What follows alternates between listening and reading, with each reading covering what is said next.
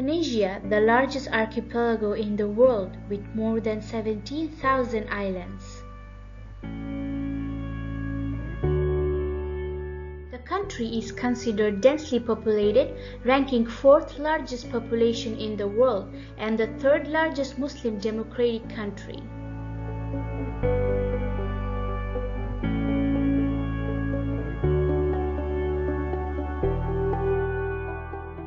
The current population of the country is 241 million, with an expected increase of 66 million by 2050. In addition to the concentration of more than 52% of the total population of Indonesia in the cities, and expectation for 2025 indicate about 68% of the population of the country will live in urban areas. Currently, Indonesia is facing with the major environmental issues such as deforestation, air and water pollution, and waste mismanagement. Today, let's focus on the plastic crisis of Indonesia. So why should we focus on plastic pollution? With retail transactions expanding rapidly and being one of the largest tourist destinations in the world, Indonesia's economy is seen to be peaking steadily. But that had led to a dramatic increase in plastic pollution through mismanaged solid wastes. Indonesia was found to be the second highest country in the world that pollutes the sea with plastic garbage in 2015 after China. According to a 2018 report by World Bank, there are 150 million tons of plastic waste in the sea currently, which is expected to rise in the coming years. A study shows that 122 rivers of the world has contributed to more than 90% of plastic, among which 103 rivers are located in Asia. Hence, being surrounded by oceans and rivers, the plastic pollution caused by Indonesia damaged the world's marine life directly. Coral reefs are victims of plastic pollution. They protect coastal lines from the waves and stones, provide shelter for marine organisms and fisheries. 18% of the world's coral reefs found in Indonesian waters, which are facing extinction and diseases due to plastic debris found in them, and the effect is expected to increase by 2025. One of the major culprits in recent years is the micro and nanoplastic, which affect the entire food chain from zooplanktons to us human beings. About 4 billion particles of microplastics discovered in major body of water globally in 2019. The situation is so bad that even if we stop using plastic completely, it will still reach 1.5 million tons of microplastic on ocean surface in 2020. Let's talk about some of the existing regulations and laws of the country regarding to the waste. Waste Management 2008, Law on Protection and Management of Environment 2009, Law of the Sea 2014, National Plan of Action on Marine Plastic Debris Management 2017. Although the central government of Indonesia has passed a number of laws related to the plastic pollution of marine, the issue of plastic pollution in the ocean has not been specifically addressed in these laws except the last law. There are a couple of practices existing in Indonesia such as waste banks, river barriers, plastic waste processing factories, and various non-profit organizations working for the plastic issue. However, they too are found very minimally efficient. Why the current practices are not working? Absence of strict rules, lack of infrastructure, corruption, lack of awareness, and low financial input.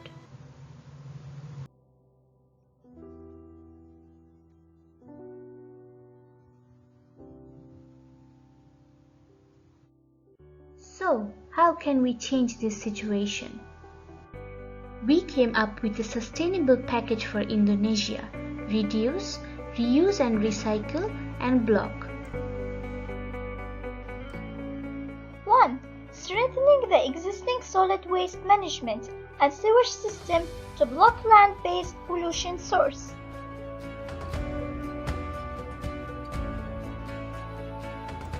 2. develop efficient river barriers, and repair priority infrastructure to stop plastic waste linking into the ocean environment. More trash wheels are also needed to be introduced to clean up the existing plastic in the Indonesian oceans.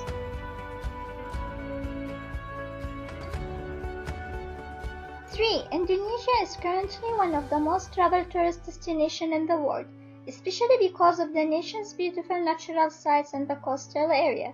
Introduction of sustainable tourism is extremely important as the density of the hotels is higher near the coastline, translating an increase in the amount of the waste releasing in the oceans.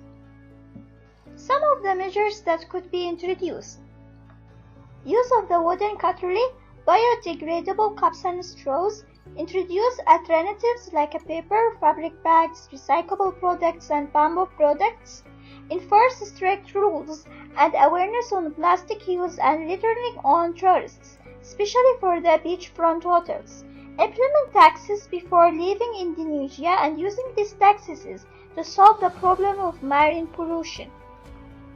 One of the examples is Edison Hotels in London.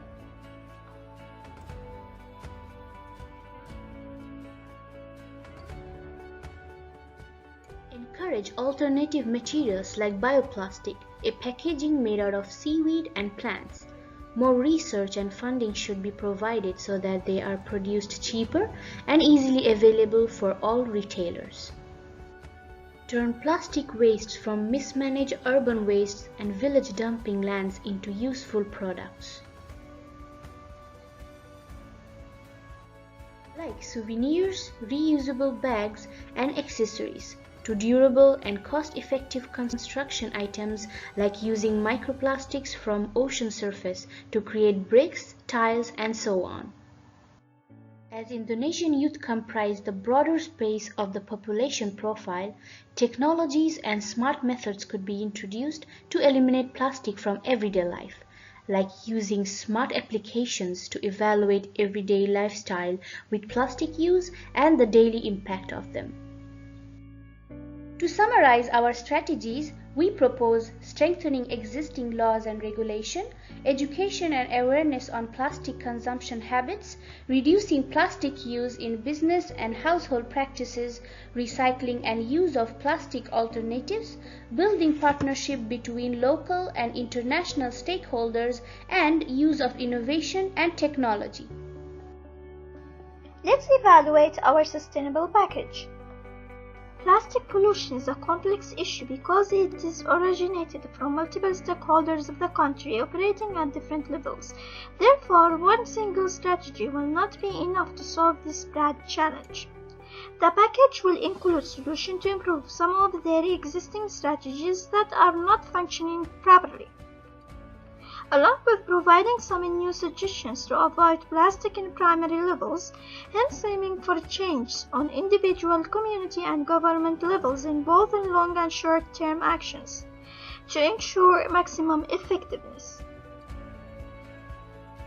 The sustainable package proposed includes better infrastructure, strengthening local policies, education and awareness, and use of technologies to minimize plastic pollution. These in turn can provide new job sectors, reduce rural unemployment, cheaper housing materials, more revenue from tourism, increase in GDP, hence contribute to social, economical, and environmental growth of the country. If taken actions properly, these strategies eventually will prevent plastic leakage from Indonesia into the global ocean, as well as solve other environmental problems of the country such as soil, air, and water pollution.